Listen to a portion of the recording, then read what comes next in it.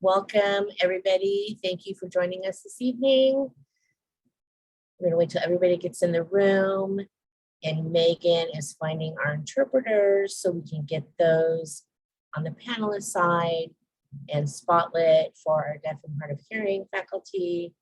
This is a webinar, so your cameras and mics are automatically turned off. You can see us, we can't see you, but we've enabled the chat so you can engage with us and with your colleagues. So please feel free to use that. However, if you have questions during the webinar for Dawn, we ask you to use the Q&A function at the bottom on your Zoom bar. It says Q&A and there's two little thought bubbles, speech bubbles. We expect almost 200 of you. And so we expect the chat to be pretty chatty. And it's gonna be really tough for us to pull questions out. So using the Q&A, that's gonna make it a lot easier for us.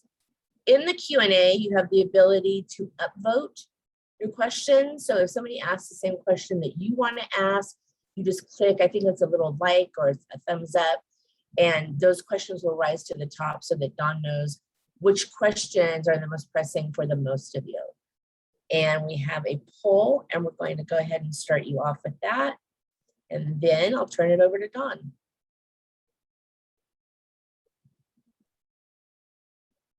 Thank you, Susie. If you'd please answer the poll. I usually ask this by having you raise your hands when we're all together, but since I can't see your hands, this is a way we maybe can do this. Thank you all for joining me tonight. I've got a lot of information to go through. I want to remind you that your divisions are also having meetings after this one. You've been sent information, hopefully by your division dean. If you have not, we're also going to post the links to all the division meetings this evening in the chat when we get closer to finishing this up. So let's see, how many? 127 of 155 have answered. Oh, look at that. All right, great results. Terrific. Susie, are they able to see the poll at this point or not till we publish it? Not yet.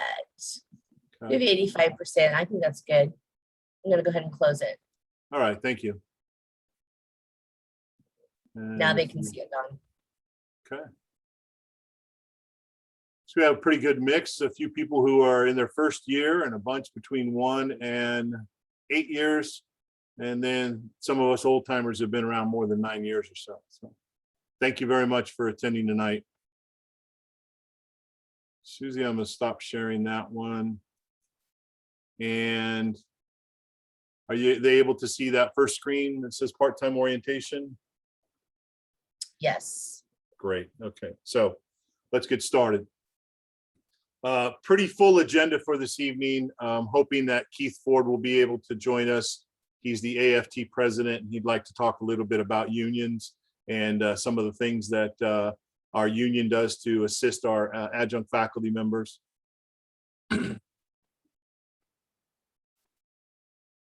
As Susie mentioned, we'd love to try to address all of the questions that you have this evening. And so if you would, please place them into the Q&A section. If you like a particular question, you can give it a thumbs up and then it rises to the top of those. If we can address some of those tonight, we will do so. If not, we will send out the results of those questions and the associated answers. I'd also remind you that when you meet with your divisions this evening, that you can also ask questions of the division dean in this evening's meeting. So Susie, do you know if Keith is with us? He is here, Dawn. He's in the audience, and I cannot make him a panelist because he's a co-host. So just when it's Keith's turn, I'll just unmute him and allow him to talk. Okay. Then Keith, if you wouldn't mind taking it away.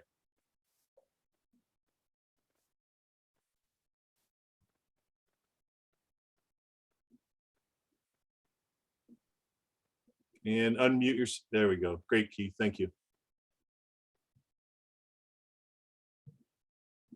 And well, I'm not hearing you, Keith.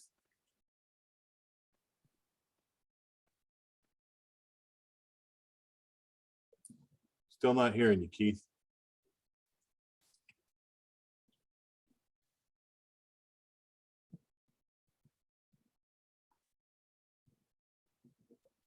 Susie, could we have Keith log out and log back in as a co-host to, and then we can have him do that?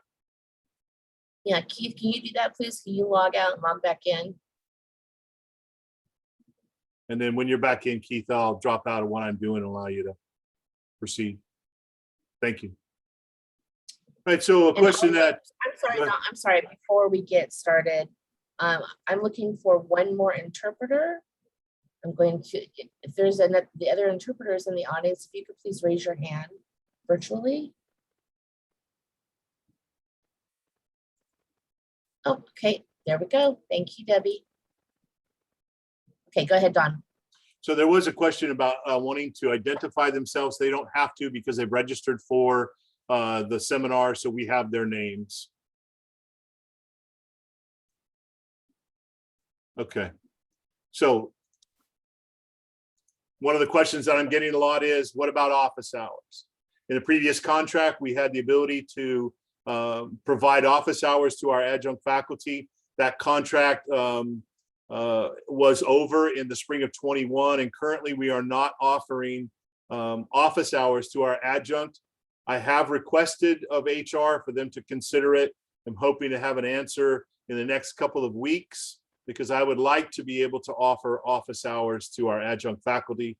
If that happens, I will make sure that you get that information.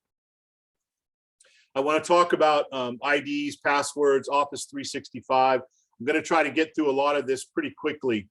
If you've not used Office 365 up to this point, let's say you're new with us, if you go to the office.com website, you'll see this particular image will come up. You click the sign in button, then it would allow you to utilize what we call our single sign-on. You can enter your email address at this point. You click the next button. It then allows you or moves you to what we call our State Center single sign-on. You see the username there, DL012, first initial of my first name, first initial of my last name, and a sequence number. Please don't use mine. You're not going to have any luck trying to get in if you use mine to log in, okay? So if you don't know what your actual username is, you can also talk to your division about that. Make sure that you click the employee button, please, and not student. And then it will then drive you to, from there, if you're successful in logging on, into the Office 365 environment online. In this particular case, it shows some of the things that I've been doing. On the left-hand side, you see the navigation for Office 365. There's various applications that are shown. All of this is available to you in an online platform. I'm also going to talk to you in a minute about how to install this on your local machine. So for instance, what you're seeing in this image is I've circled the Outlook icon. You click on that for your email, and then you would be brought into your email. You can, again, utilize this completely online, or in a second, I'm going to show you how to install that on your machine. Notice in the area that's highlighted on the left there, the various applications continue to show up on the navigation for you. Microsoft Word, Excel, PowerPoint, Notebook. There are other tools that are available to you, email, right? So this is the environment that we're using to provide you access to the various software that we have.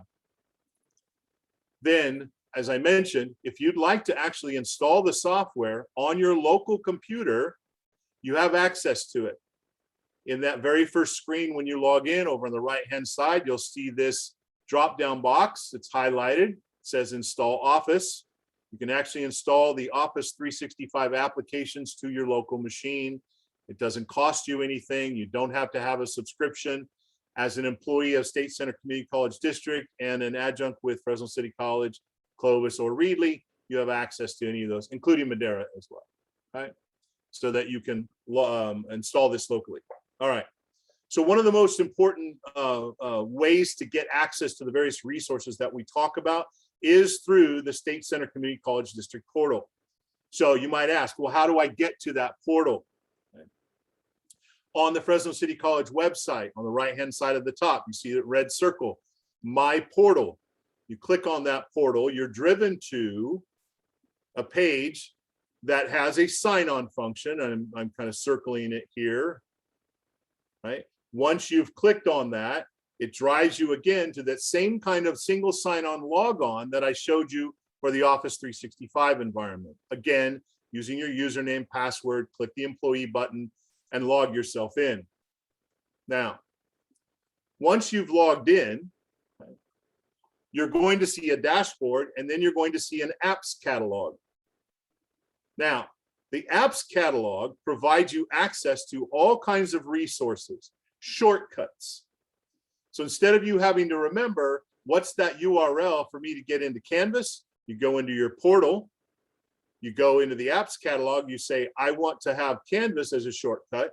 And then on your dashboard, which I'm going to show you in 1 second here, your dashboard will then have those links. So this happens to be my dashboard. I have a link to Web Advisor, Canvas, to Simple Syllabus, for instance, to Starfish, so that you have access to all these various resources. If you forget, for instance, how to get to the Office 365 environment, at the bottom of that dashboard area are a series of links, and one of those happens to be access to Office 365, so that you can get access to it. All right. Hey, Don, If you're, go ahead. can we try Keith again? Keith, are you there for us? Unmute yourself, Keith. I think I'm here now. Can you hear me? Ah, fantastic. All right. Bam. Yay. Woo. All right. So Keith, I'm gonna just quickly go back to your slide. I know that it doesn't really mean much other than it's a slide of Mr. Keith Ford, our union president for the SCFT. But take it away, Keith. All right. Well, I will be very brief since I've already kind of lost time here. What I want everyone to do is go to scftunion.org and click the join button on the far right. There is a form there that will walk you through joining. It's pretty self-explanatory. And what I would like to invite everyone to do is to attend our Flex Day session, which is at 8 a.m. on Friday. And Susie, if you could put the link into the chat to register, all of you should go to that. You'll get a much longer presentation, much more thorough presentation of what your rights are, what your responsibilities are. And we're also having our Academic Senate President, Michael Takeda, with us there to talk about your rights and responsibilities from an instructional side of the house as well. So I'm going to put my personal email and cell phone in the chat. Feel free to reach out to me anytime. But for right now, go join the union at scftunion.org and register for our Flex Day session at 8 a.m. on Friday. And I hope to see you all there. Keith, thank you very much. I appreciate it, John. Thanks for having me here. And I'm sorry about the technical difficulties. No issues. No issues. Thank you, Keith. Have a great evening. Thanks. You're welcome to stay around, Keith, if you'd like. I'm going to hang out for a little bit. All right, fantastic. So if you guys all don't know, Keith used to be an adjunct faculty member with us for a very long time, became our union president for SCFT, and has now moved into a full-time position with us. Keith is very, very knowledgeable about rights and responsibilities that relates to both full-time and adjunct faculty. He's a great resource, so please take advantage of him. Okay, let me get back to where I was real quick. All right, we were in the portal. We were talking apps. Help desk. Okay, so my mistake here. I did not finish the night phone number. Okay, but the link works to helpdesk.fresnocitycollege.edu. I'm giving you this because you can utilize this for lots of different things. You can request information related to Canvas through the help desk.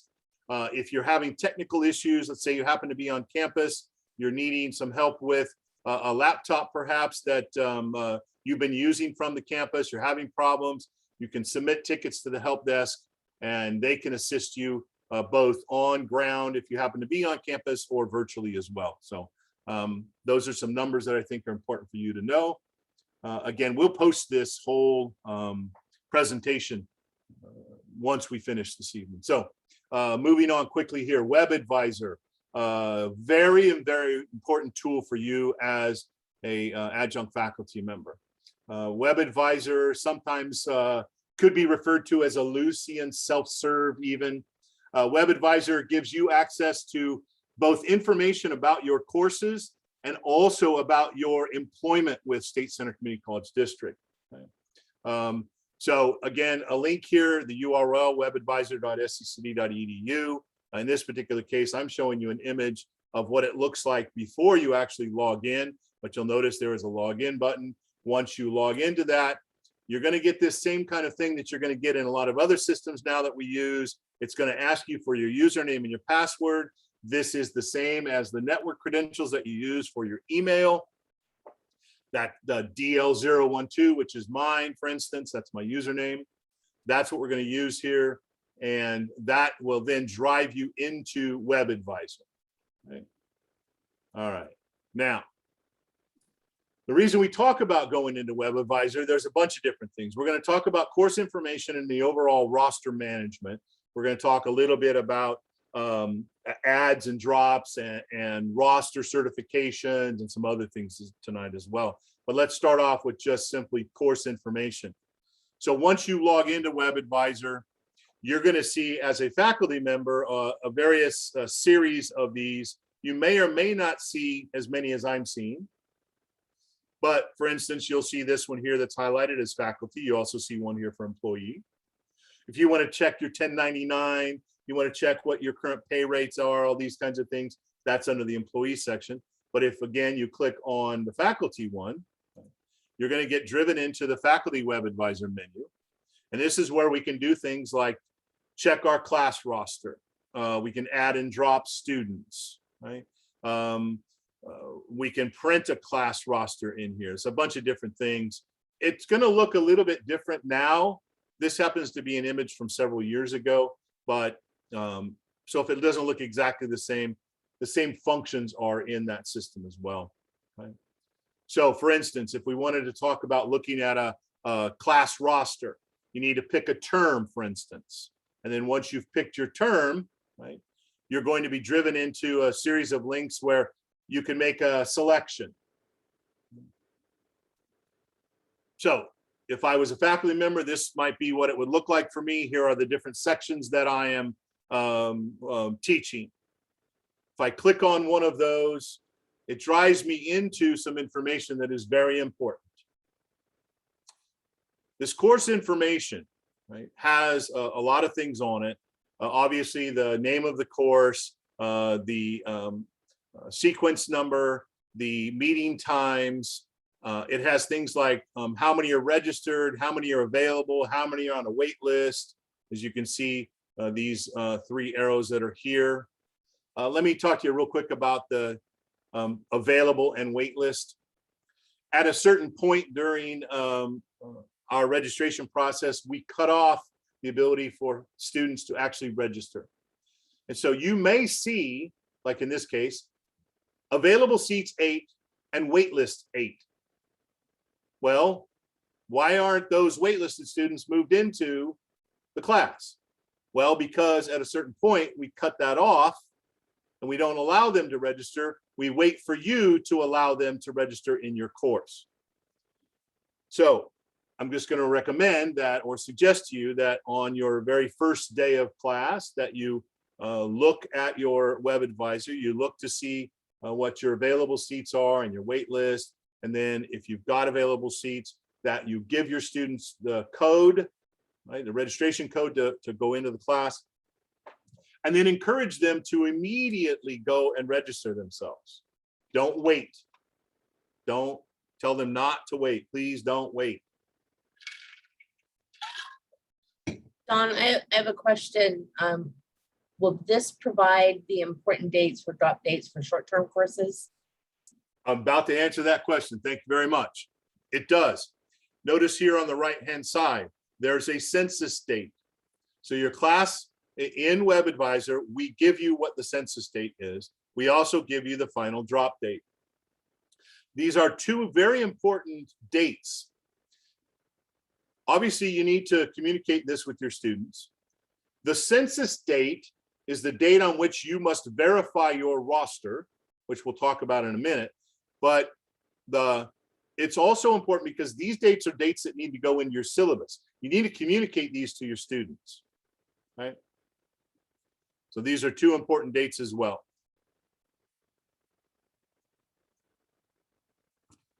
All right, so what does it look like once I get into my class and I want to work through dropping students or,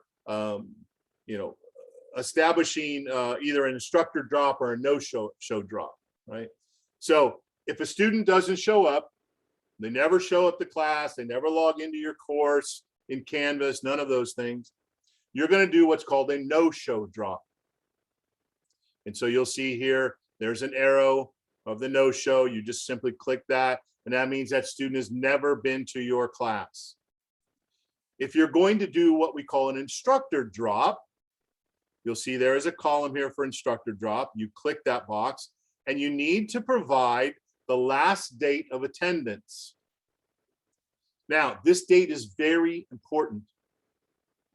The last date of attendance, right, is an indicator of that overall performance of the student up to a certain date, and is an impact to their financial aid.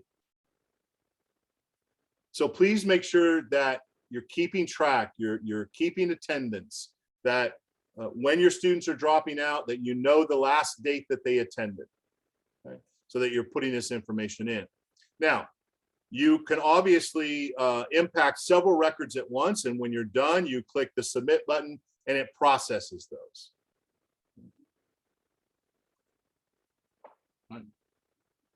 And so again, you notice here we have our instructor, we have our drop dates, right?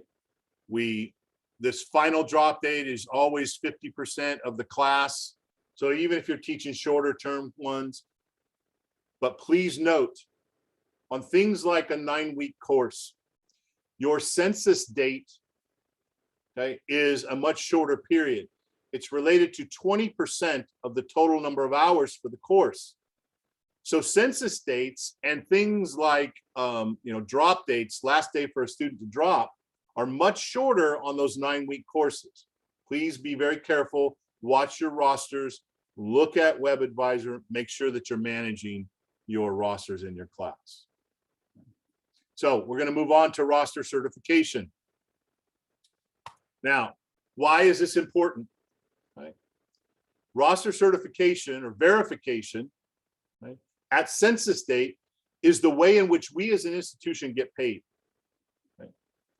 And what you're saying when you verify that roster is, the student is actually, in class, they're here, right, and that they've been coming to class.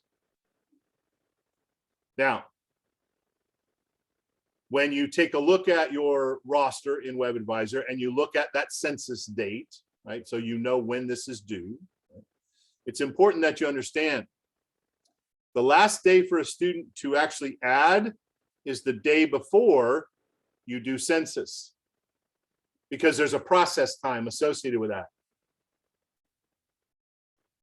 You have to, right, you actually have to, and I'll move to this next one. This is just a screenshot of where you go through that process, right? And don't worry, there's just images of the same thing we showed before here. But when we go to this certification process, you have to do the roster certification, right, on the census day. You can't do it before.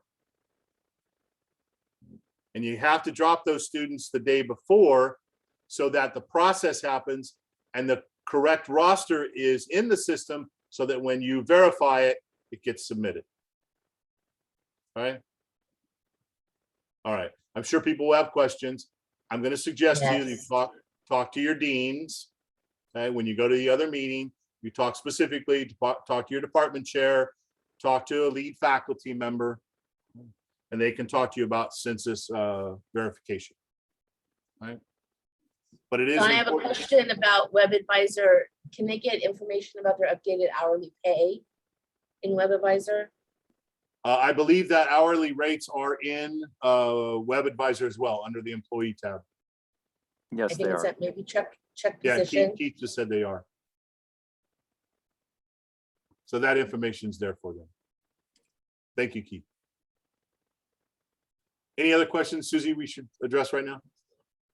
The night number for TSS, do you know that off the top of your head? I'm sorry, I don't remember it, and I was going to write it down and I forgot, but I will make sure it gets into the actual presentation. Okay, so that it's available to them. We will have somebody here on campus starting next week. For anyone who is actually going to be on ground teaching, we will have AV support in the evenings. I just got a message from Jen Laval. It's 442-8206. But she won't have anybody there until next week. They'll be there Right. 10 to 7. Okay, great. Thank you. Thank you, Jen. Appreciate it. All right. And then ad forms. When will we receive our ad forms? Well, they'll happen after Friday because the rosters will be finalized Friday. That's when we cut off and don't allow students to add any longer. And then the final roster will be there and you should get your ad codes then at that point. Probably late Friday night, sometime Saturday. Again, if you don't get them, please talk to your division dean. Okay. And if they're not showing a faculty access option on WebAdvisor, who did a help desk ticket?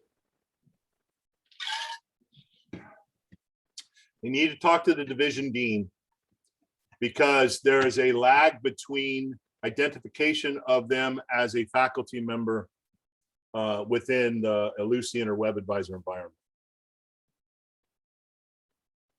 So just talk with the division dean and they can check, make sure. Okay. All right, so on to grades. Again, critically important. Right? You need to submit grades and you need to submit them on time, please. Okay. This is a problem that we have every semester. And it's not just part-timers. I'll tell you, there's lots of full-timers that don't turn them in on time as well. So please make sure that you're getting your grades in on time. It's very important for our students, right? Student wants to transfer to another college, is waiting for the grades. You forget to do them, they're held up. They need that transcript set. They're being held up, right? They need to get into the next course and the prerequisite is the one they took with you. You haven't submitted a grade, they can't progress. Okay, vitally, vitally important you get your grades in on time, please. Right? Talk to your discipline faculty, talk to your department chair, talk to your division dean.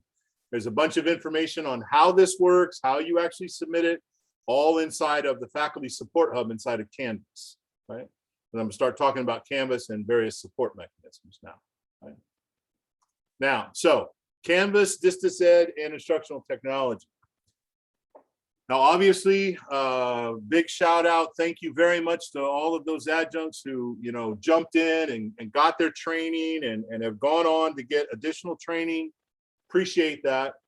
You know that most of what we're doing obviously is in the Canvas environment because the majority of everything we're doing right now is online or at some form of a hybrid. There are some classes that will be back on campus. I'm going to suggest, though, even if you are fully face-to-face, that you utilize Canvas to provide information and access to the syllabus and grades and some other things to your students. Right? How do you access that? Through the portal. Again, very similar kind of thing when you look at how to log into Canvas. If you go into the portal and you log in and you click that link to Canvas, it's going to push you right into your particular dashboard. Okay, so you don't have to worry about these things like whether or not I know my network ID and all the other kinds of things. So once I get into Canvas, right, I'm going to get into my what we call a dashboard. That dashboard is going to have a whole bunch of information in it. So I want to talk to you about a couple of things. One, if you see these big messages at the top, these are global announcements that we as an institution put into the system for you. Right? And recently we did one around what are called terms. And so some adjunct who've been teaching for us for a while, all of a sudden they can't find their course. It's not gone, it's just been unpublished because we reached the end of the term. And I'm gonna talk to you about that in 1 second here. But some other things that are very important inside of Canvas, and I need you to point these out to your students. The two that are highlighted on the screen right now. One is the link to the Follett bookstore. And the other one, the second one there, is the link to the virtual support hub for our students. And these are built into the standard navigation.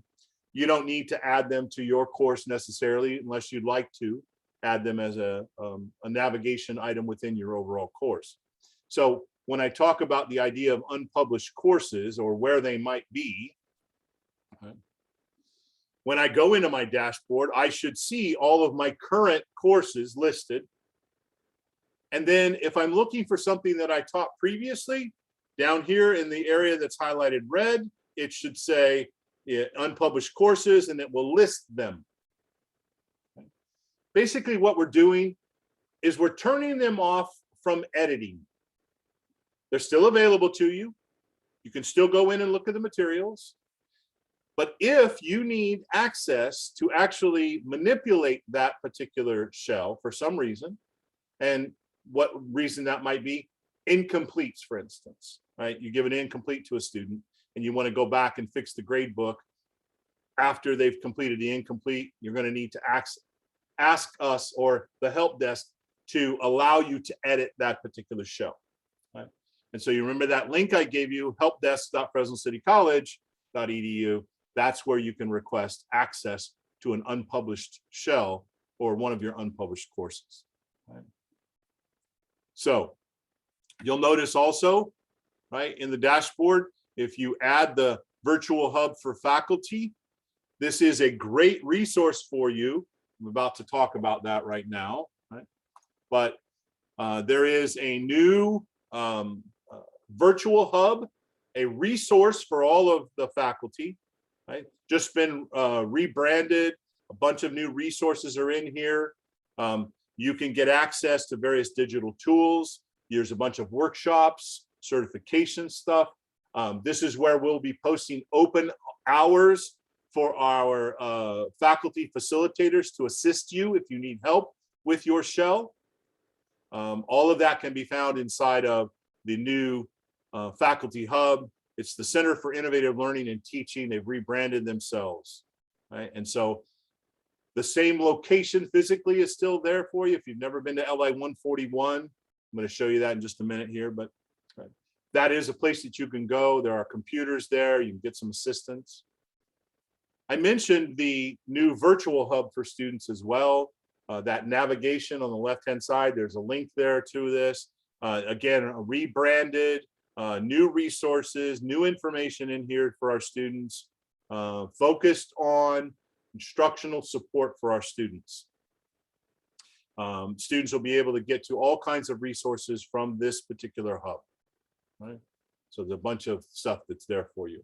I mentioned the LI 141 faculty support open computer lab. It's open to you all. We are going to be talking about having some hours in the evening.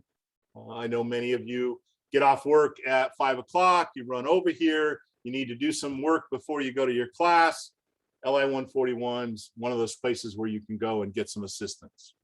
We can do training for you. It can be one-on-one. We can also do department level training. So if in talking to your lead faculty, discipline faculty in your department, you guys want to do trainings, we can help you with that. We can put together a specific training. This is the group of individuals that does a lot of this training. We have a new instructional designer named Sue Yang. She has been with us for about a year now. She has been helping design our online trainings. For those who've been around for some time, you probably know who John Wilson is.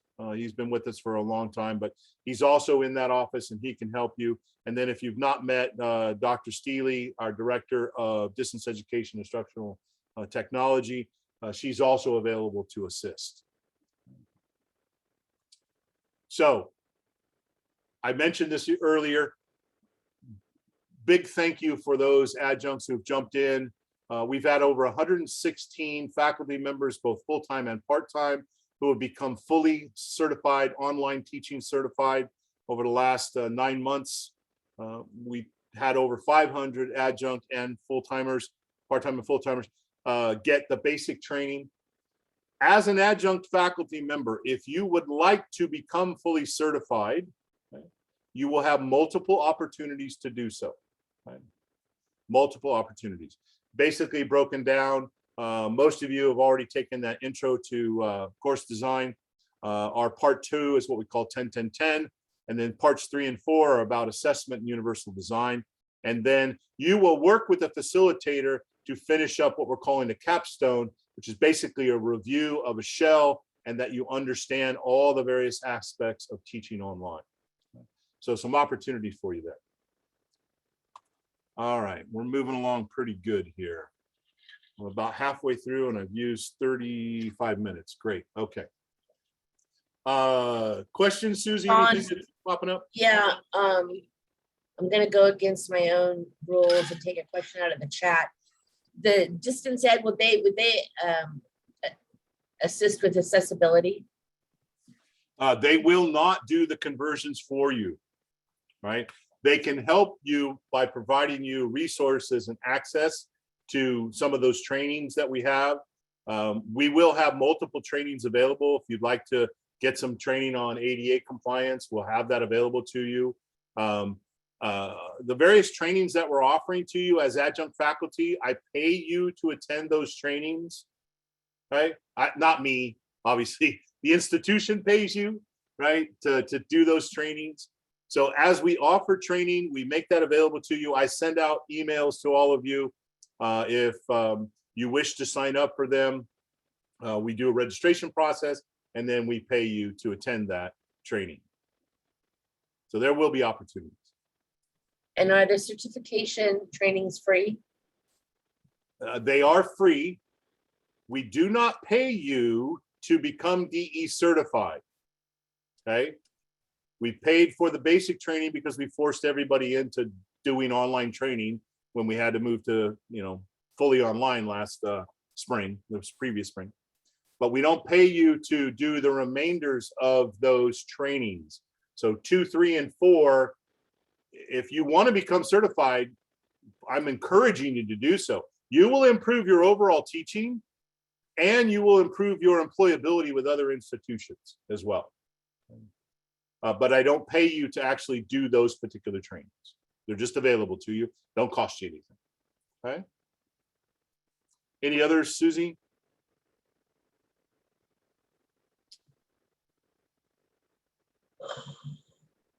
How do we sign up for, oh, never mind, how do we sign up for 2, 3, and 4?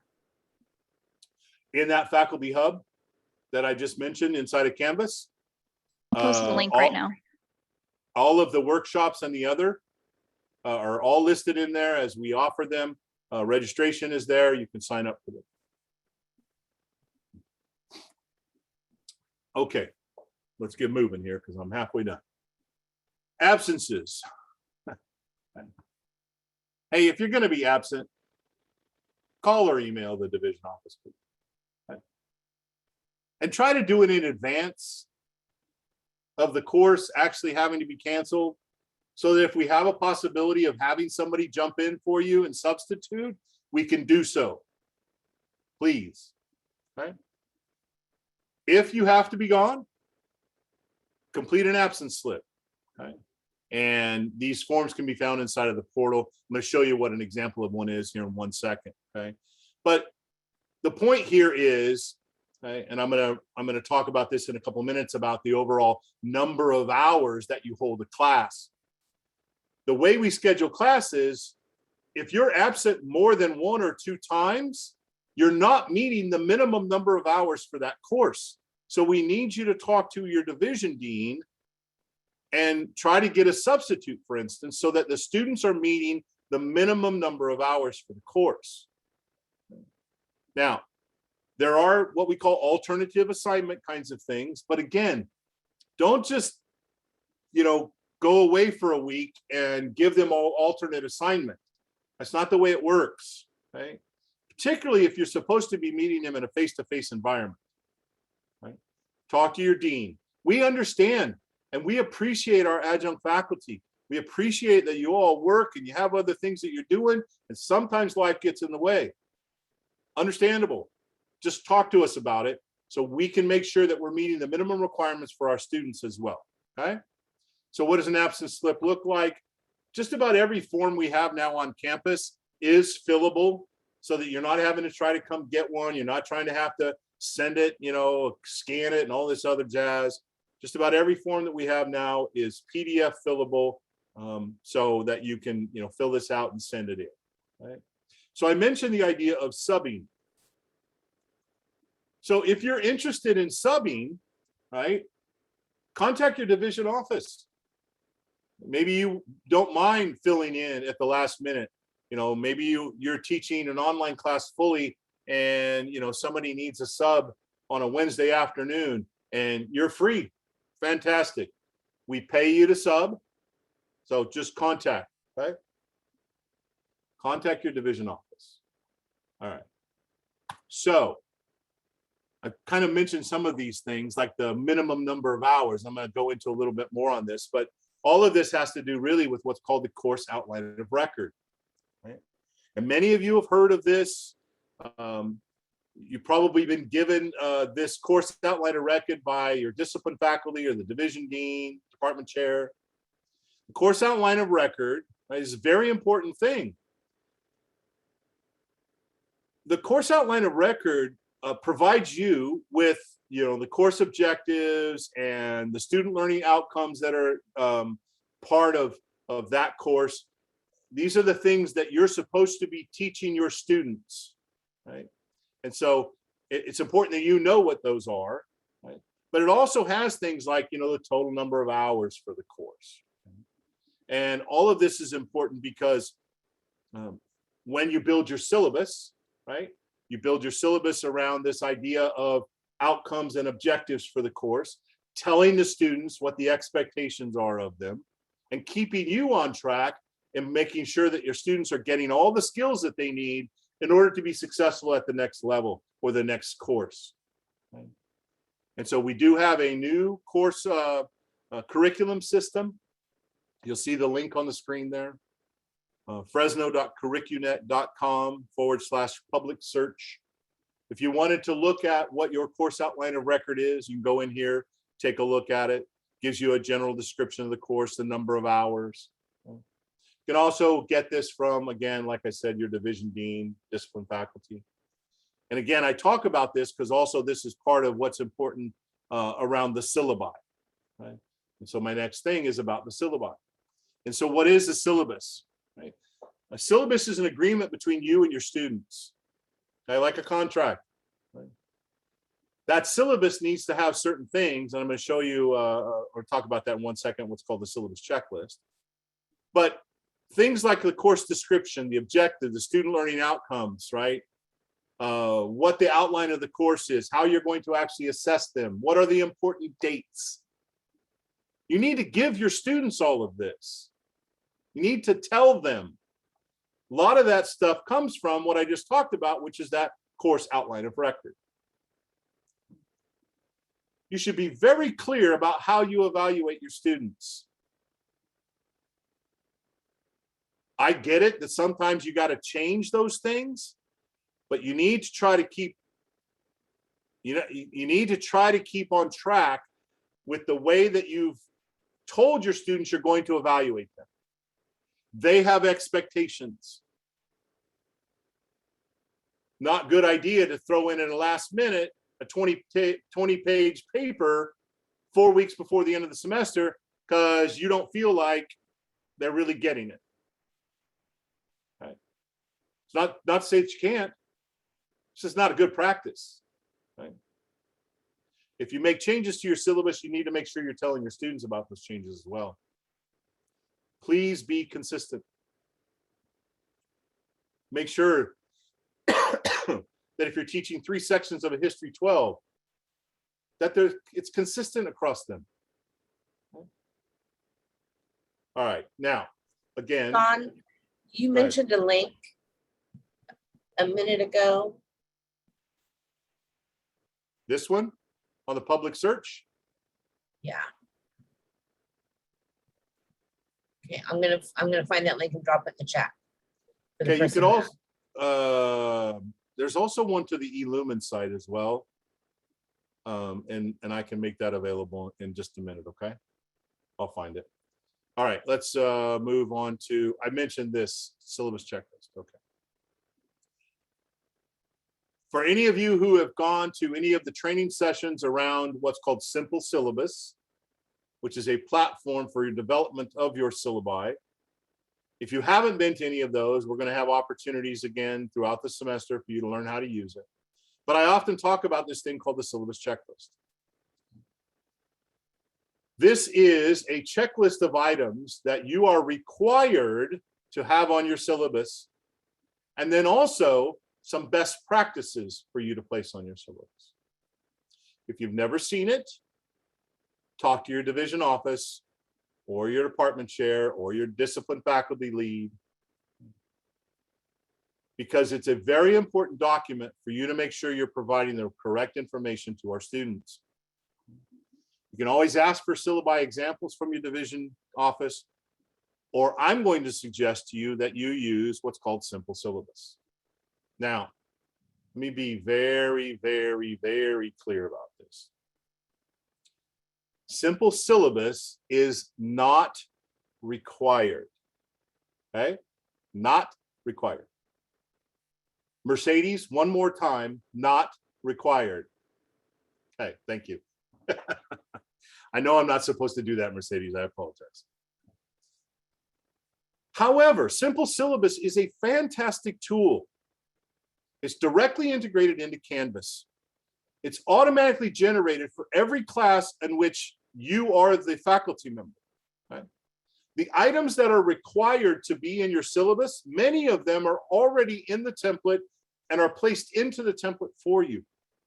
You don't have to worry about the cheating and plagiarism statement. You don't have to worry about the accommodation for students with disabilities statement.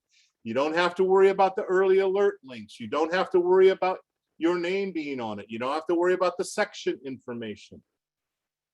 All of those things are automatically placed in the template inside of Canvas, and then you can go in and fill in components that are required. Makeup work or your grading scale. They have a mobile app. They have an external website. You can get directly to your syllabi at fresnocitycollege.simplesyllabus.com. And again, you remember that whole network login kind of thing? That also works there. Your courses will be listed there. So what does this look like if I go into Canvas? Inside of Canvas, you'll see a Simple Syllabus link. When you click that link, right, so there it is. And when you click that link, here's what happens. The system automatically then pairs you together with things like the course description, the objectives, the student learning outcomes. It grabs all that information from that very important course outline of record and puts it into the template for you. Fills in your name, fills in the date, the time, where your class is, how you're offering it. Co-requisites, prerequisites, all of that gets filled in for you. Right? So I'm going to suggest that this is a great tool for you to use, particularly as an adjunct faculty member. Because a lot of that information you'd have to go look up on your own or copy from the discipline faculty member who gives it to you, and that may not always be the most up-to-date version of things. Right? So you can also go directly, I said, to the Simple Syllabus platform. And I mentioned this link, okay? fresnocitycollege.simplesyllabus.com. Same institutional credentials that you use. You get driven to this website, to the SSO, or what's called single sign-on, and then it pops you into the library. And your courses will show up. Great, great tool. You can edit. Here's the greatest part. Remember that whole process where you're supposed to submit the syllabus to the division office? If you complete it inside a Simple Syllabus, you don't have to send it to the division office. You've already submitted it. It's in the database. It's done. Every time you make a change to it and you hit the submit button, it is the most current version of your syllabi and is in the database. and is most updated for your students as well. Great tool. Go to a training if you've never been to any of the trainings. All right, next. What are we at? 6:20. Okay. I want to talk a little bit more about classroom and overall course management. So there are obviously going to be some questions about, the difference between whether or not I'm going to be doing a face-to-face class or I'm going to do an online class. Lots of questions on whether or not we have to have face masks. If you haven't seen the latest announcement or message from the chancellor, we are requiring that students are wearing face masks when they're indoors. We're also asking you, if you are in fact teaching face-to-face, to wear a mask, okay? Whether you're vaccinated or not. If you have issues associated with wearing a mask, please talk to your division dean. We are flexible. We can find maybe some other way in which we do this. There will be hand sanitizer available. We're making sure that we're cleaning these spaces if you happen to be in a face-to-face environment on campus. You do not have to have a vaccination. Your students do not have to be vaccinated. We are not going to require that you're vaccinated. I am going to suggest, though, that you get vaccinated. It's not preventing people from getting COVID-D or whatever you want to call it, okay? But it does help, right? Probably would make you potentially feel a little bit better if you're in a room like that with other people. Everyone's vaccinated. Okay? If you're teaching online, is a camera required for your students? No. No, it's not. Now, I'm going to suggest to you that you work with your students and you talk to them about at least checking in and using a camera, but whether or not it has to be on the entire time that you're teaching a class, no, it doesn't have to be. Okay? Now, work with your students. Okay? Work with them on this. You don't know what their home life situation is like. They may not want to have the camera on because they don't want all the other students in that class to see where they live. Right? Have a little grace and empathy. Please. If you are teaching what we call a synchronous class, which means you are supposed to meet with your students at regularly scheduled times, you need to meet with them on regularly scheduled times. Okay? If you're teaching an asynchronous class, meaning there are no regularly scheduled times, do not require your students to meet with you at a regularly scheduled time. They've signed up for one of these two different methodologies. Either I'm going to be meeting with you face-to-face at regularly scheduled times, or I'm not. Okay. Now, this doesn't mean that you can't have synchronous meetings. Just be flexible. Tell your students, hey, I'm going to be online tonight from 7 to 9. If you want to jump in and talk with me, or I can show you or demonstrate, office hour kind of thing, that's fantastic. Okay? But you cannot force them to be in a unscheduled meeting time. That's not the way it works. Okay? And if you're having issues with that, again, talk to your division dean. Okay? So many of you may be teaching hybrids as well, where you're doing a synchronous portion on Wednesday, and you've told the students, well, we're not going to hold a synchronous on Wednesday, but I'm going to be in online, but you're not required to be there kind of thing. Okay. Give them the opportunity to be able to participate with you. Many of our students have said, we really want to be able to meet with our faculty members. We want to see them. We want to, we want to be able to interact with them. So I'm going to encourage you to do that. Right. So I mentioned this before regarding meeting times. Okay.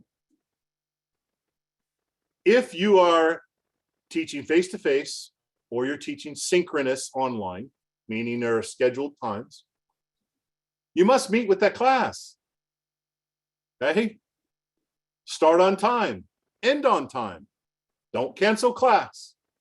Okay. There are a minimum number of hours that we've defined based upon Carnegie units for our students, right? And there are articulation agreements between our institution and others, right? Biology, 4 units, X number of hours. If you don't meet that minimum requirement, the other institution has an expectation of us that we've met that number of hours. So please meet with your scheduled time and hours. Now, for those who are teaching an asynchronous course, all online, there are still a number of hours, and you should be providing the kinds of work and other kinds of things associated with that, right? If you're in a regular face-to-face and you meet for 3 hours and you expect them to do at least 3 hours of outside of class work, then give your student that kind of work. Give them a number of hours that's necessary for them to meet all the skills, course objectives, outcomes that are in the course outline of record, okay? Make sure that you're doing these things. You need to talk about taking attendance, right? Or you don't need to talk about, you need to take attendance, right? If you're doing a face-to-face course, take attendance, please, right? I know a lot of people, they're 18 years old, they're college students, I don't need to take attendance. I'm telling you, you need to take attendance, okay? Lots of different reasons.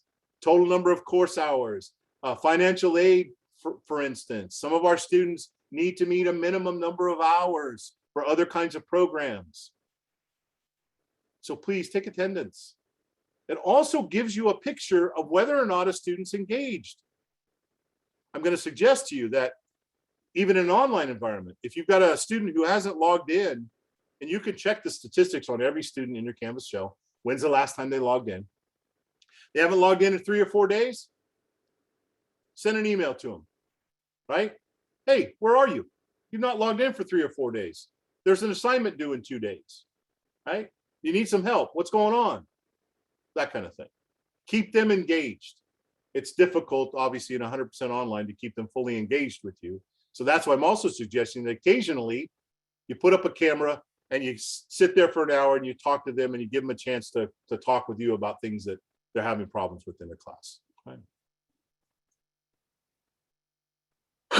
Don't change your class caps, please. We set the class caps. If you want to go over that class cap, again, talk to your division dean, right? I'm just trying to be a nice guy, and I had 5 students, and so I went over the 50. You've just now obligated the institution to pay you more money. That's a no-no, right? Talk with your division dean. The dean may say, hey, fine, you can add 5 more or even 10 more. That's fine, we'll pay you the differential. But that's the dean's decision, not yours. Okay? Don't overfill your face-to-face class because you want to be a nice person. Talk to the division dean. Maybe we can get that thing moved to a slightly larger classroom so that everyone can be in there. Right?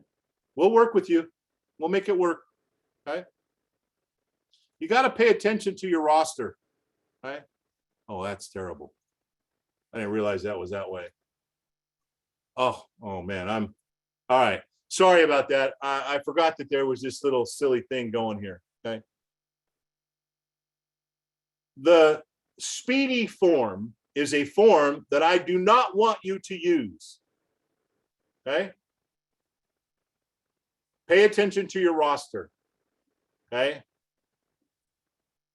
For only extenuating circumstances will we add a student after the drop date. You're going to have to talk to your division dean. More than likely, they're going to tell you no. If it gets to me, I may also tell you no. Please don't do it. We don't get paid for those students. So please manage your roster. Don't let some student hang out for 3 or 4 weeks and you've never checked your roster in Web Advisor and they've never registered for the course, but they've been doing the work. That's a no-no. Please don't do it. Okay? Please don't do it. If you need keys, you got to talk to your division office folks. You got to make sure that you're actually closing your doors if you're actually on campus, okay? Please return your key if you stop working for us, okay? We don't want to come to your house and try to get the keys back from you, okay? So please make sure that if you're no longer working for us, you give your keys back, right? If you need keys, talk to your division dean. Just a couple other things here. Final exams, right? They should be given when they're scheduled. Now, I know a lot of folks will have the final exam the week before final exams week. Okay. However, you still need to meet during finals week. Institutionally, we are paying you for that final week. You don't get to go have vacation, okay? You have to meet with your students. Now, if you want to throw a little potluck and do all that, fine, okay? Give them all their final grades, talk to them about all that stuff, have a potluck, okay, great, fine. But you need to meet with them, right? We're paying you to be there in finals week. And you must put on the syllabus your actual exam date. It's a requirement. Please do so. Final exam schedule is on the website. And if you happen to use a simple syllabus, it's also in the directions in simple syllabus as to when you should be looking at your final exam.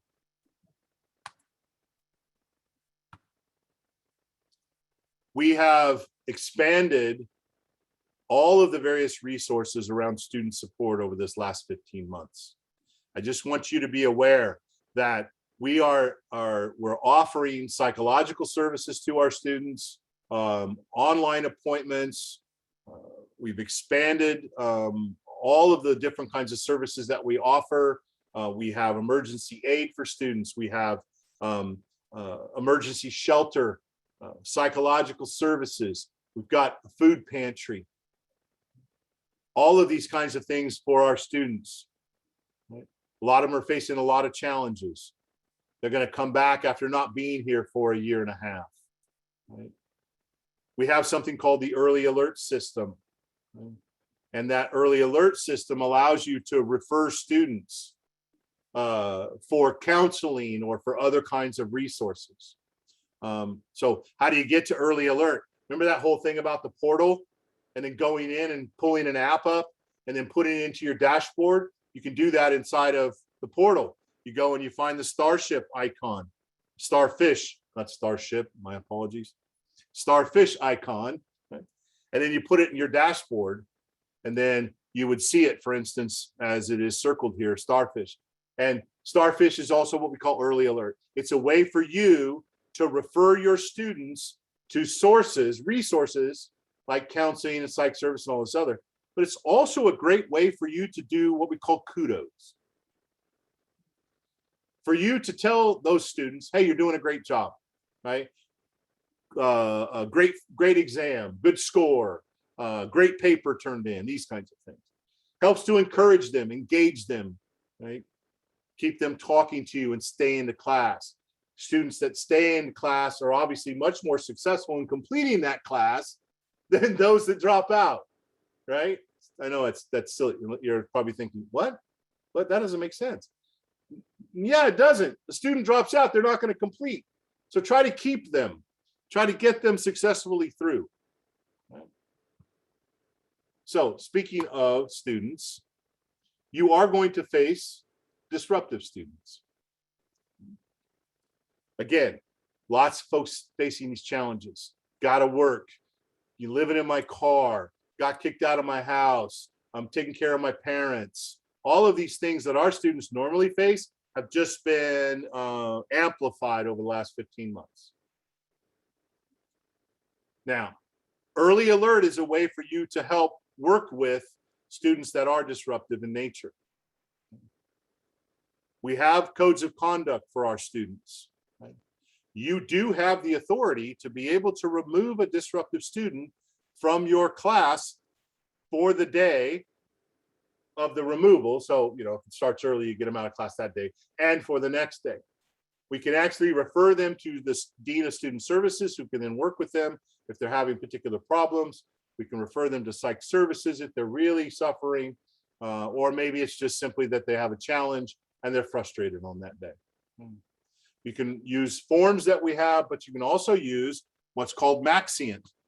Right? And so you'll see the link there. I'll go back to that link. And Megan, would you mind trying to put that link into the chat as well, please, or Susie? This is a electronic way for you to submit a disruptive student report. Right? And I'm going to ask you to please make sure that if you kick a student out of class, that you're filling this form out. Right? It helps other faculty members. It helps the Dean of Students, right? Because now we're seeing a pattern of behavior. We can help intervene to help that student. Right? You decide that it's not important enough to fill that Maxient form out. Maybe it wasn't important enough to kick them out of the class for that. Right? So please follow through with this. Right? You can also get to that link, right, by going into the faculty and staff area. And once inside of the faculty and staff area, right, you'll see that there are various links within that faculty and staff area. And one of those links is the Maxient link. Right? You can also see, it says here, behavior report form, right? That's the Maxient one. You can also go old school and pull a paper form if you'd like and fill it out.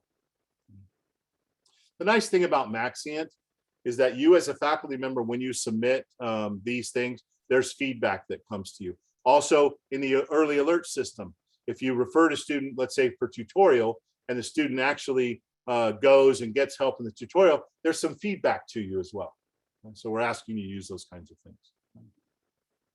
All right, on to some things that are always not too much fun, but emergency procedures. So kind of keeping in the vein of this idea around disruptive students, some of the others. In case of emergency in your classroom, right, you can always call the college police. Right? There's typically Monday through Thursday from 5:30 to 7. There's an evening administrator, and there's a number that's there as well. Right? And I'm going to show you in a second, the phones in your classrooms also, they have emergency buttons. Right? But here's just some quick tips. Keep calm, evaluate the overall situation. Right? If first aid is needed, make sure that you're applying that first aid, as quickly as you can, and then get someone else to call, for instance, the police or EMT services. I'm going to suggest you call the police first, because then they can come and help, but also then call emergency services. Try to maintain breathing if the person's not breathing. If they're bleeding, try to help stop the bleeding. To prevent shock, lie them down, keep them warm. Stay with the victim, maybe send, or the person that's had the issue, send someone else to the phone. So when I talk about emergency phones, in those who've been in our classrooms, you've probably seen this white phone. Right? The number 2 button on the phone is an emergency phone. It will dial the police. And then it'll hang up. They'll listen back on that. So if you had an emergency where you had a disruptive student, you were having a problem, you can use that button.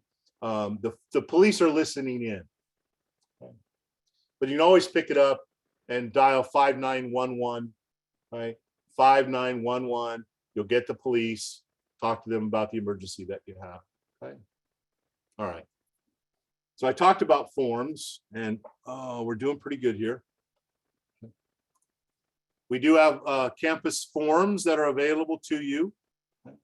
You can also use the SharePoint site.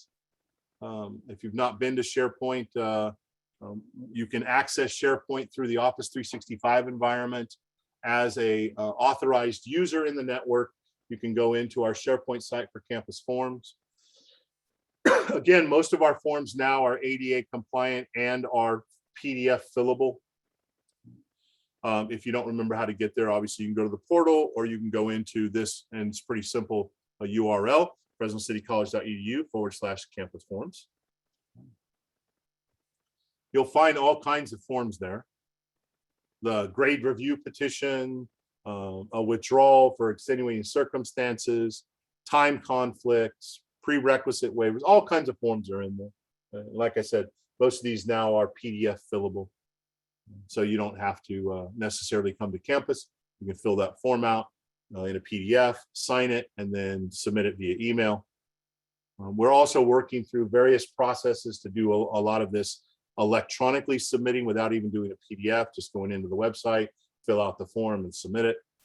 And as we work through those, we'll make them available to you. I want to talk about this idea of extenuating circumstance. Because of the COVID, we've extended what's called the EW, okay? Extenuating withdrawal. You, as a faculty member, cannot give an EW. You have to tell your students if they're having issues related to COVID and need to withdraw from your class or the entire institution, they can go online and they can submit this extenuating circumstance withdrawal. And the nice thing about it is it doesn't go on their grade point average and doesn't show as a mark against progress. So it doesn't impact any of the issues associated with grade point average and progress. And then allows the student to basically leave the course or leave the institution without any ramifications. But they must do it. You cannot. You cannot give an EW at the end of the semester. Right? Susie, any questions at this point? We're at 6:41. There's a ton, Don.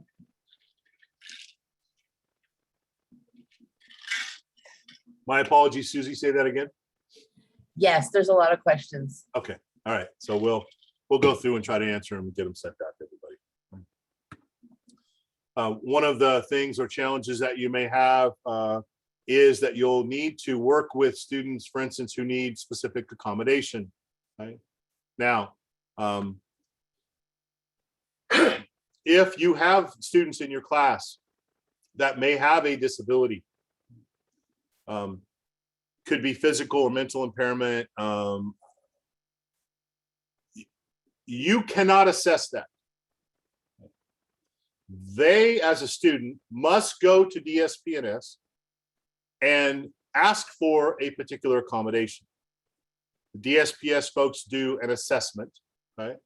And they use terms like reasonable accommodation, or you know, the accommodations can there are lots of different accommodations that we may need to provide to our students.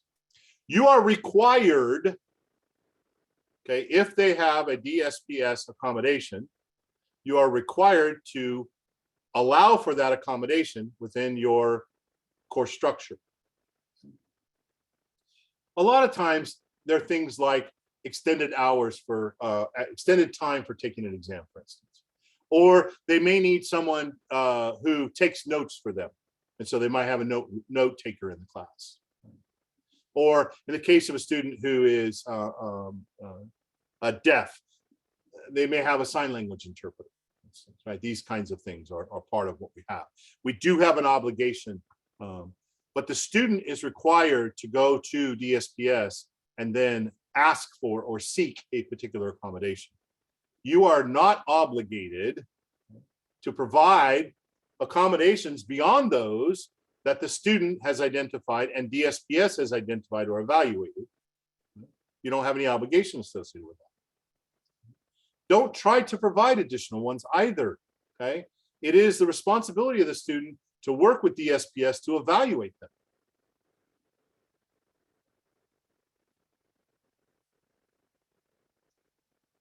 Transition. I'm so sorry. I wanted to just let the other interpreter know your camera's out of focus, so I can take up until you can get it in focus. Sorry, you guys, I didn't. Okay. That's good. That's better. Thank you.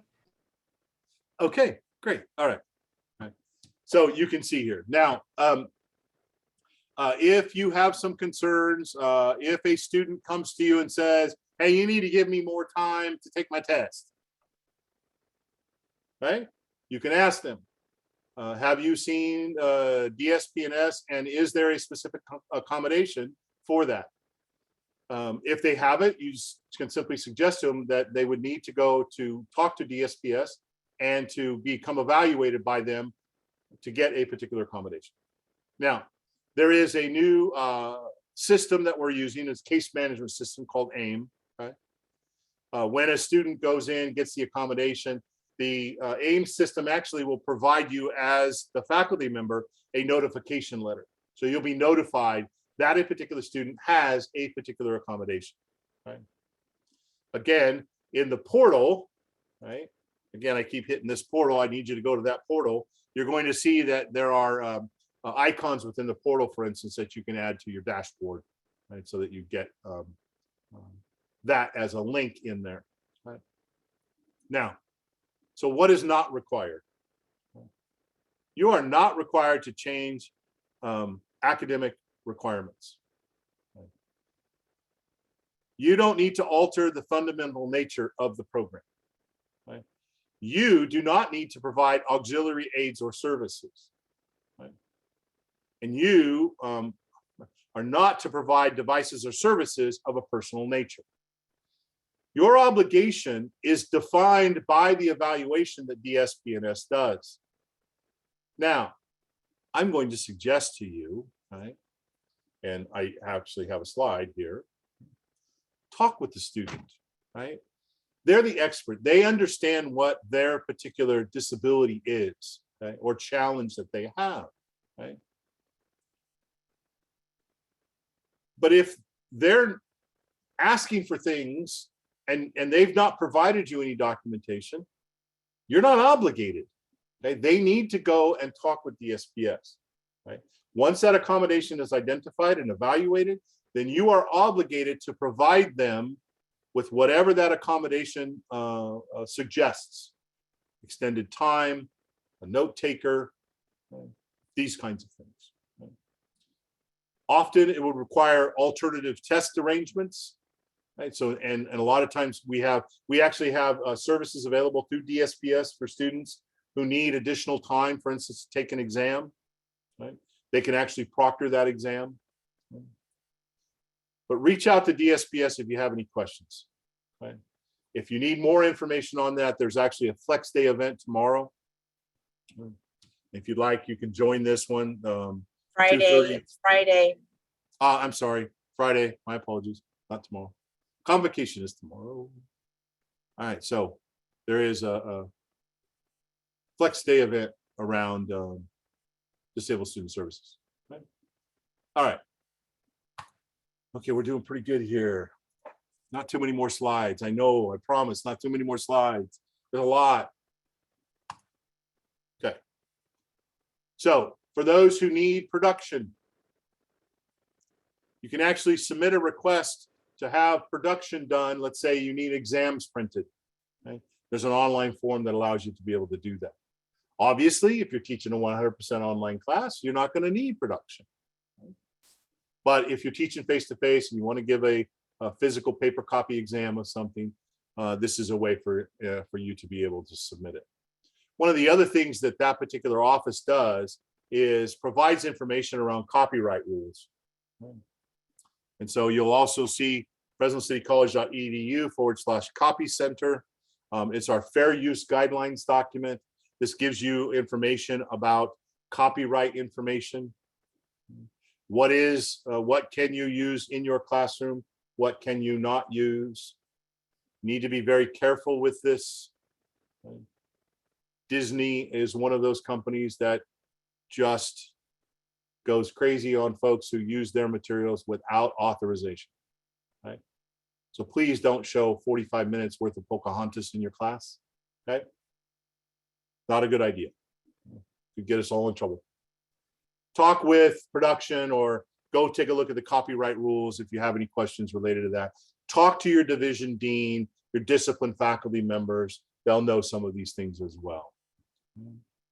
The next one on contracts and evaluations, I'm going to drive you to, I'm going to suggest that you go see your division dean or you talk to Keith Ford and the union about any particular issues around contract.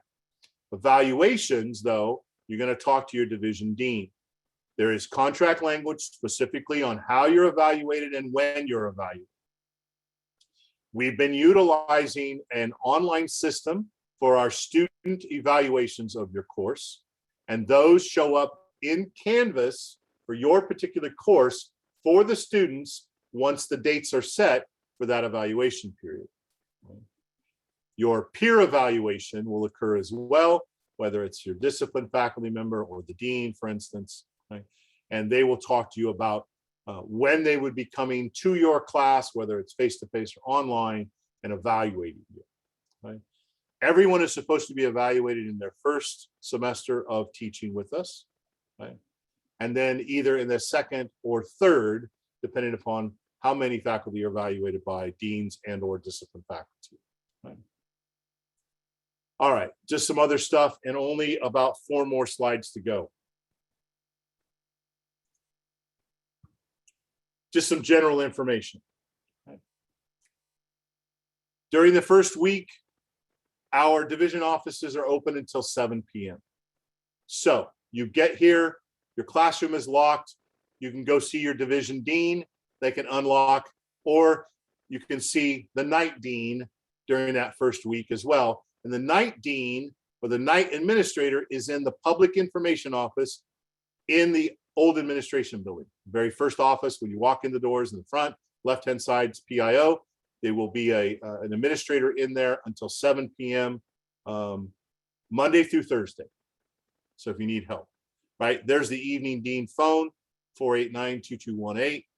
Right? If you're having issues, right, there's the number, 8670. That's the help desk, or you can submit a help desk ticket. You're having issues with technology in your classroom. We do have a technician that is here in the evenings, right, until 7 p.m. If you're having issues with your classroom, you know, it's dirty or seats are broken or whatever, you can either report that through the reporting system that we have. I'm just going to suggest talk to your division dean, right? Let them know that a classroom is either dirty or that there's broken chairs or tables or whatever it is. Talk with your division dean and they can then work to get that fixed for you. Right? I'm also going to encourage you to get your staff ID.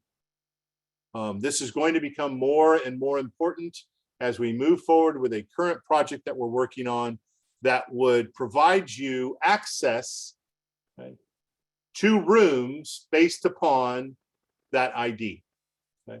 It's also a really good idea to have a staff ID because as an adjunct faculty, let's say you're only here 1 night a week. You come walking into class, students don't know who you are versus some other person that's in that class. You're walking down the hallway. It's a good idea to be able to identify yourself as a faculty member because then students feel like, hey, listen, I can ask you a question because you're a faculty member. Kind of thing. So it's a good idea for you to get your staff ID, right? And at some point, I think it's going to be a requirement for you, but I will save that for future types of things. So other resources that are available to you, and then I'm done, and then we can take some questions if you'd like. On our website, there's what's called the Adjunct Faculty Connection. It's under the faculty and staff area, under resource guides, and there's a whole bunch of information there available to you as an adjunct faculty member. Additional resources are in Canvas, specifically related to instructional functions in the Faculty Hub. You go into Canvas, you go search for the Faculty Hub. It's called the Virtual Faculty Hub, VFH. Also, talk to your discipline faculty, the lead for your area. Talk to your department chair. Talk to your division dean. All of these people are resources for you. If you have a question, reach out to me.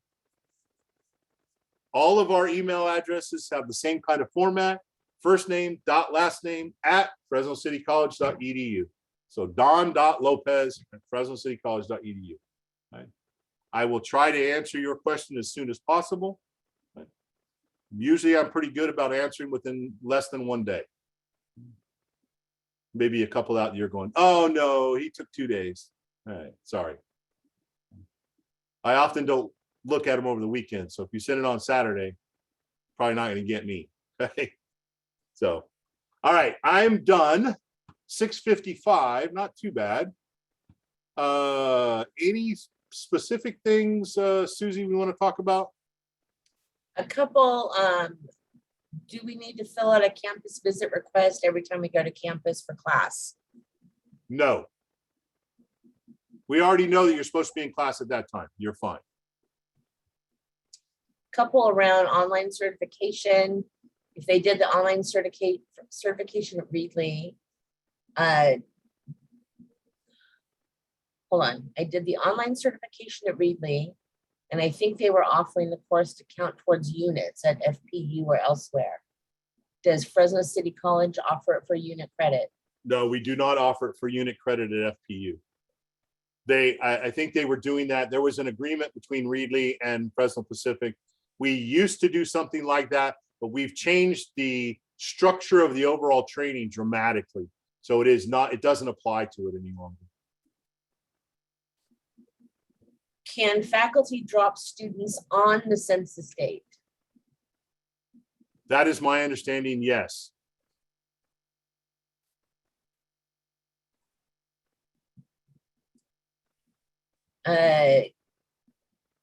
Can I conduct my online class even if I'm out of the country? Sure. If you're teaching 100% online, yeah, why not?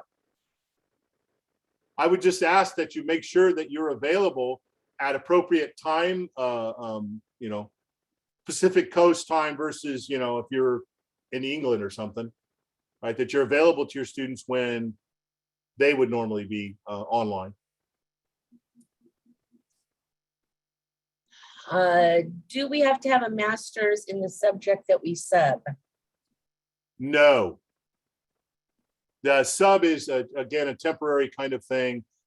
They typically will not be asking you to provide content associated with that. Would be nice if you did, because then you could maybe lecture for that night, but it's not required.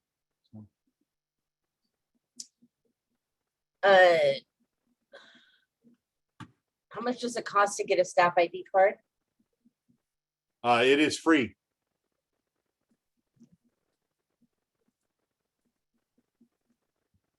Has there been any discussion about returning to the old calendar where there are 2 weeks between summer and fall semesters? So instead of all the summer sessions ending, and we Yeah. have week 0 and then we stop. Yeah. For the most part, Tom, we have allowed for only a very few courses to actually start the week after the end of the spring semester. Most of our classes waited 2 weeks before we started again.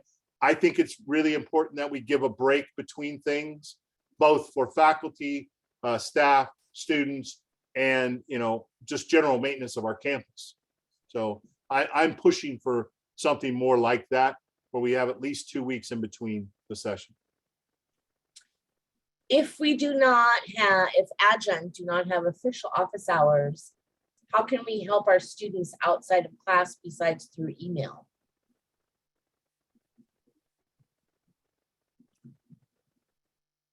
Well,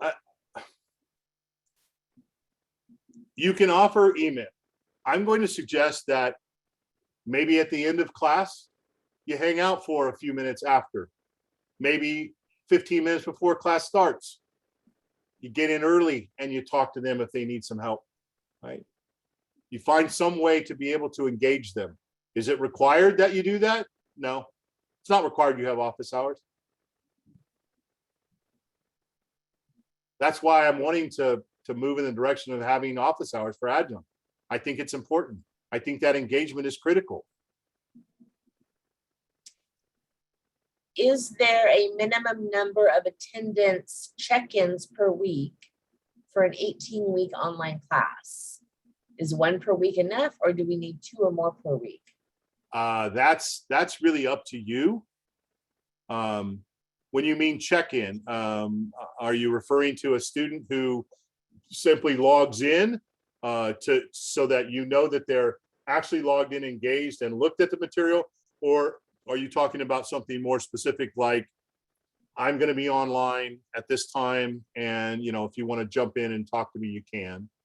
Right? There aren't any requirements from that perspective unless you're teaching a synchronous class. If you're teaching a synchronous class, then you must meet with them during the specified hours for the course. And the last one, where do they go to get their staff ID again? I missed that slide. Yeah, right now it's in the college activities area. And we're working on a way to do that administratively in the business office, but it's not ready yet.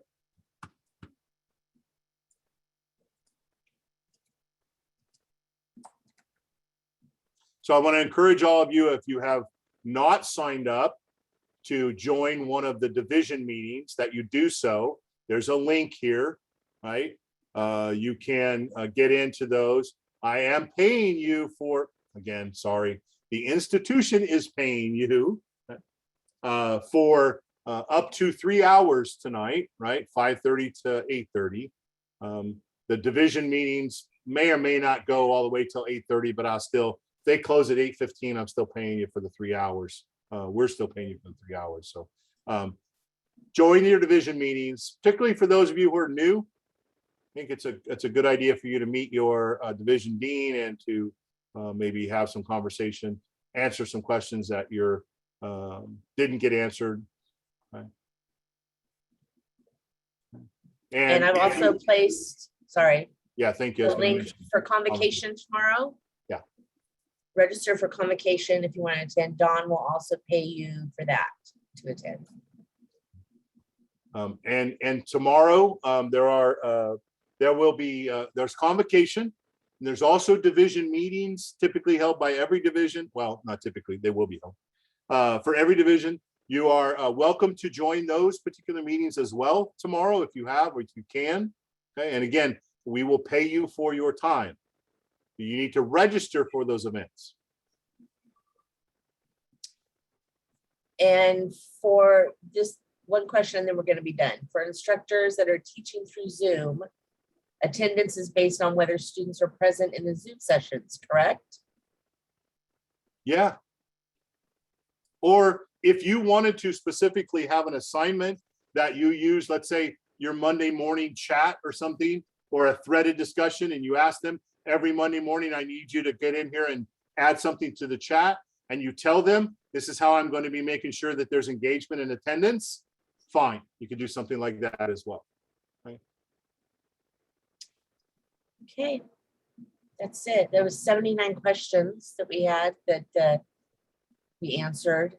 Sorry we weren't able to answer them more thoroughly for some of you. But as Don said, your deans are your best resource. And actually, I want to do a big shout out to Stephen Longo for helping out, because he helped his colleagues by answering the questions. Glenn Hoffman also, thank you guys. And I want to give a special thank you to our interpreters, Debbie and Mercedes. And the links for your division meetings are in the chat. And that's it for us tonight. We'll see you at convocation, we hope. Thank you all for attending. Appreciate it. Have a great night.